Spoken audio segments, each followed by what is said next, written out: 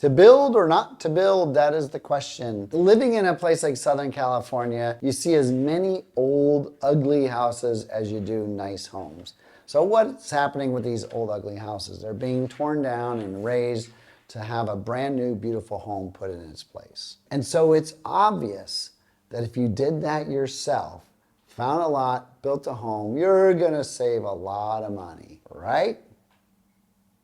Wrong. Why do people want to build their own new home? Some people go into it because they think it's going to save them money, but I've witnessed forever, for years and years and years, that they're not really saving money, but what they are doing is building their dream home. They're buying some stress along with the project, but they're buying their dream home. Here's the challenge with building your own home as it relates to affordability. Number one, have you ever heard about a builder or a contractor coming in under budget? I haven't met that project yet. They always come in over budget. So that's one issue. And it's not always their fault. They base it off the plans they had and the prices at the time, and prices moved up. Or a homeowner, a home buyer came in and made some changes that they felt were really important. And sometimes you just can't stop yourself. And here's what happens. I'll give you a perfect example. You walk into the plumbing store and you have to pick out your plumbing fixtures for your primary bathroom. And you look at this beautiful faucet and it's $289. Like, oh, that's pretty nice, it could work. And then you look over here and there's one for $989. You're like, oh my God, that's the most beautiful thing I've ever seen. It's like a piece of jewelry, right?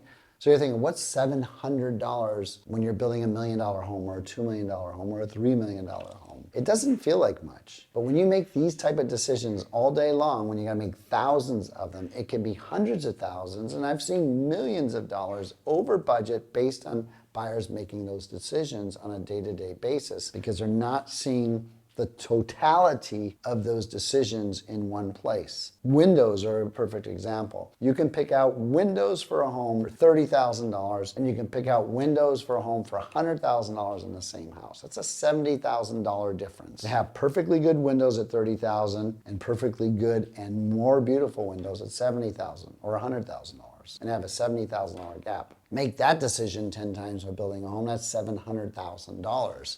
That you can go over budget in a moment.